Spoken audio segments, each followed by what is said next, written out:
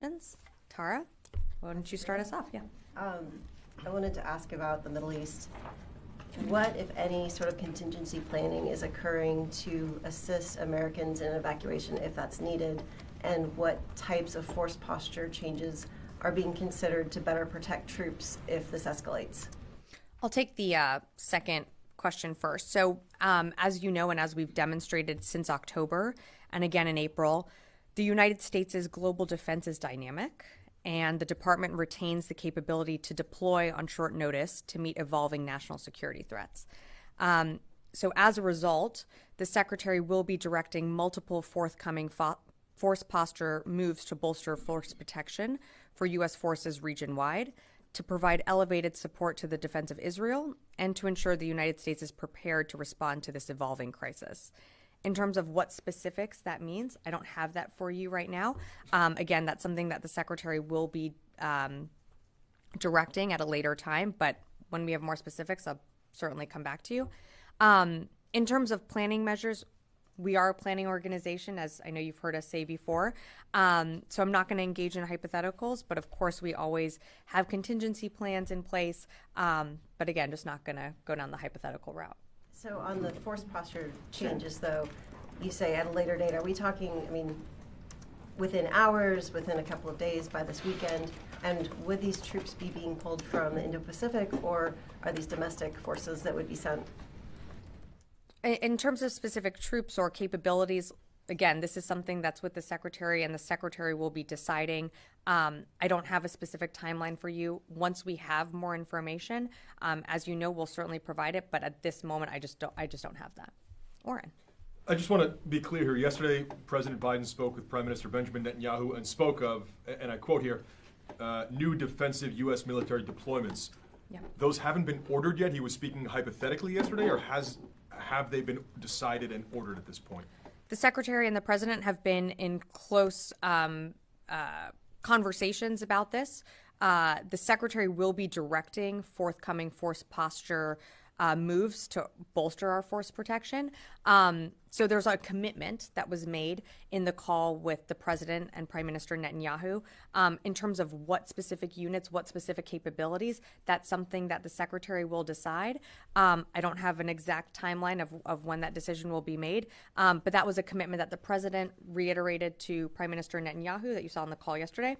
And again, the Secretary reiterated that in his call with Minister Gallant that happened earlier this morning. And just to be clear on the wording here, because the word defensive is very prominent in what you're saying. There are no, it is purely defensive. Is this ground-based air defenses? Is it air defenses based on destroyers? And you're not shifting any offensive capabilities? So appreciate the question. So again, these are defensive capabilities. As we have done before since October 7th and what we did on April 13th, all of our capabilities that we have there in the region are defensive and to send a message of deterrence. The Secretary on his call committed to Minister Gallant that the United States will stand with Israel in their self-defense. So these would be defensive capabilities if needed. Yeah, Phil. Just a couple of follow-ups. I'm a little, just to be, so the Secretary has not yet decided on what capabilities to deploy, but does that mean also that he's not necessarily decided whether, additional, whether there's a need for additional forces beyond what's already in the region right now? And I'm talking about, additional, even if there were some troops rotating in or rotating out, additional to kind of the status quo as it stands, not the actual units. So there could be additional units that come in with additional capabilities, as those capabilities would need to be operated by additional people. But again, I'm not going to get ahead of any decisions that the Secretary has not made yet. All I can tell you is that he, in his call with Minister Gallant, committed to bolster force protection in the region. And of course, as Oren was saying earlier, additional defensive capabilities if needed for the support of Israel. I guess what I'm just trying to understand is, does that mean a plus up or not in terms of overall U.S. forces and capabilities in the region? It certainly could mean additional capabilities and people in the region, as those people would have to operate if the Secretary decides to, include more defensive capabilities, they're going to need to be operated by additional people. So again, I don't have the decision yet from the secretary. The secretary is something that he's going to continue to weigh, and when we have more to read out, we certainly will. Tony.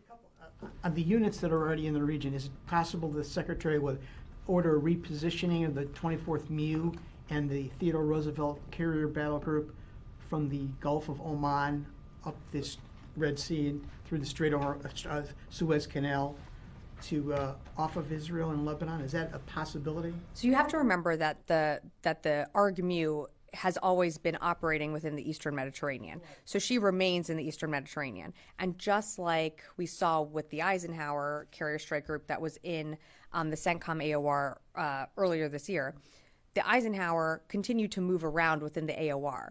So the TR could move around within the AOR, but of course I'm not going to get ahead of any movements or force posture changes that the commander decides to make or that the secretary decides to make. Force posture in those cases could be repositioning of ships already in the region versus bringing in new vessels from Asia or something.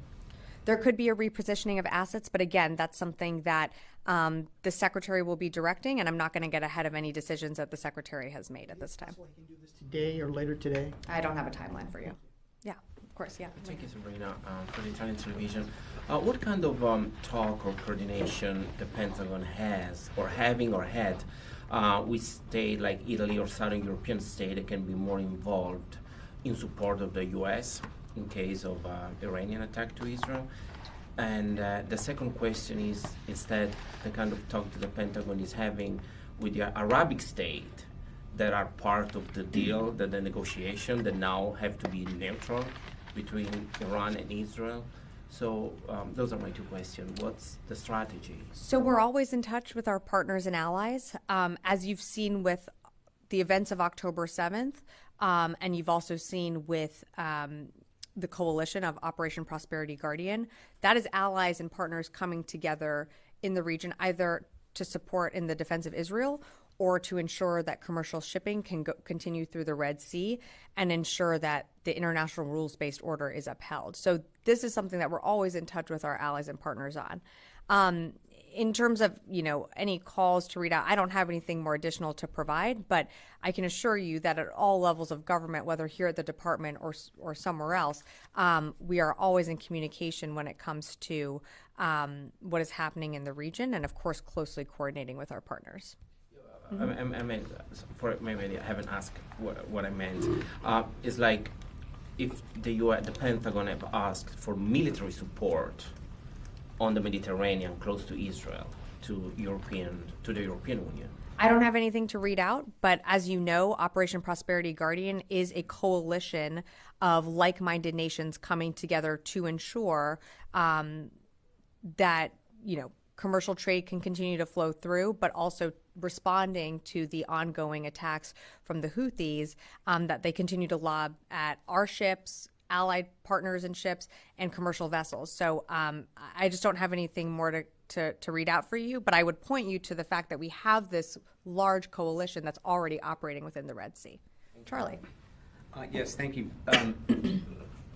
Sabrina, when it comes to a timeline, the U.S. military isn't the only one who gets a vote. There will be a window that we've been expecting, learning over the next sort of 72 hours. We're here late Sunday, Monday, where Iran might retaliate. Hezbollah might even retaliate before that, and then a joint retaliation. So whether the decisions have been made, wouldn't there have been a movement of U.S. resources already in order to defend against that? Well, Charlie, I would remind you that in the Eastern Mediterranean and in the CENTCOM AOR, we have many, many assets that are there. You have the ARG-MEU that is continuing to operate in the Eastern Mediterranean. There are also destroyers there. You have the TR and the entire Carrier Strike Group that's also continuing to operate in the CENTCOM AOR. So it's not like we don't have assets or coverage in the region. So I think that's important. Again, this is a decision that the Secretary is weighing, and he committed to Minister Gallant, and the President committed to Netanyahu that we will be bolstering our force protection in the region. But what specific assets will be moving, I just don't have that for you right now. When I do, we'll certainly let you know. But presumably some of that would already have to be underway if you're talking about force posture changes. Again, I don't have anything to announce right now. Yes. To what extent are you concerned about or seeing any indications that Iran may attempt to retaliate against Israel outside of the Middle East? Well, I've seen their public comments. I don't have anything more to provide other than I can point you to the fact that they have publicly of what they've said. In terms of what we are doing here at the department is we will stand with Israel in their self-defense. And that was something that the secretary reiterated to Minister Gallant on his call this morning. Is there any communication between the U.S. and Iran directly or indirectly to prevent any further escalation? On behalf of the department, I don't have anything to read out. Yeah, Chris. Thanks, Sabrina. The Iraqi government and the spokesman for their armed forces expressed outrage at the U.S. airstrike in Iraq a couple days ago on the UAV site and said it violated Iraqi sovereignty. Did the U.S. discuss that military action with the Iraqis, and what is the Pentagon's response on whether that airstrike violated Iraqi sovereignty? You're talking about the airstrike that we took on the 30th? Yes. So that airstrike was a defensive airstrike, and we were targeting combatants that were attempting to launch one-way attack, an uncrewed attack system at our forces. So it was a defensive measure that we took. In terms of communication with the Iraqi government, I would point you to CENTCOM to speak to that. Okay. Yes. On the same Iraqi comments, the Iraqi government says that this attack undermines all the efforts and diplomatic and technical discussion with the U.S. government. So what's your comment on that? Has this affected your communication, your discussions with the Iraqi government when it comes to the Higher Military Commission and also all the discussion with the Iraqi government? We don't believe that it's impacted conversations related to the Higher Military Commission. We have been very, very clear that we will take measures in order to ensure our forces are safe in the region. And that's what you saw with that July 30th strike. We were taking measures because we saw that an attack was about to be launched on our forces. And we've been very clear about that with the Iraqi government, both publicly here from the podium, you've heard me say that a number of times, and privately. We will always take measures that we need to in order to ensure our service members' safety in the region. And so we did just that on July 30th. If needed, we will continue to do that. And we've been pretty clear about that from the beginning. Yeah, and as it comes to the Iranian response to the killing of Ismail Haniyeh, it's expected that the Iraqi militia groups backed by Iran be involved in targeting the U.S. forces in Iraq and Syria. So have you reached the Iraqi government to prevent any such attack in Iraq? I'm sorry, can you repeat the question? When it comes to the Iranian response to the Ismail Haniyeh's killing and attacking Israel, there are some officials and also there are some reports suggesting that the Iraqi militia groups may attack the U.S. forces inside Iraq and in Syria in the response to that. And have you reached the Iraqi government to prevent such attack? Yeah, I'm sorry, I didn't understand your question at the beginning. I've seen the public comments that were made about from allowing attacks on U.S. forces. And what I will say to you is what exactly I said for your first question, is that we will always take measures to ensure the safety and security of our personnel stationed anywhere around the world. I'm not going to get into hypotheticals. I'll just leave it at that. I'm going to go to the phones, and then happy to come back in the room. Dan Lamoth, Washington Post. Thanks, Sabrina. Appreciate it. Made a couple checks this week, and it appears we've had no U.S. destroyers in the Red Sea for several days at a pretty dynamic time. Can you explain that decision? Is there something going on there? In light of the Houthi attacks that caught me by surprise. Thanks, Dan, for your question. In terms of movements within the Red Sea and positions of different ships, I'd really direct you to CENTCOM to speak to that. As you know, they put out almost daily updates of engagements that they have done either shooting down incoming missiles that are coming from Houthi-controlled areas in Yemen, or other engagements. But I would remind you that just because a U.S. ship is not in the Red Sea does not mean that you don't have other coalition ships part of Operation Prosperity Guardian in the Red Sea and continuing to engage in attacks coming from Houthi-controlled areas. I will take another one from the phone. Jeff Schogel, Task and Purpose. Thank you. Have any units been placed on prepared to deploy orders in light of the situation with Israel and Iran and Hezbollah? And also, there were two